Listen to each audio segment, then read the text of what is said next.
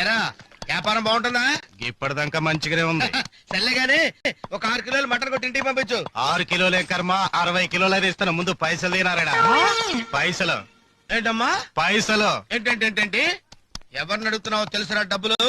ఈ నిక్కర్ నారాయణ డబ్బులు అడగడానికి నీకు ఎన్ని విలన్ పర్సనాలిటీలో ఉన్నాను కదా అని కామెడీ జోకులేస్తావా?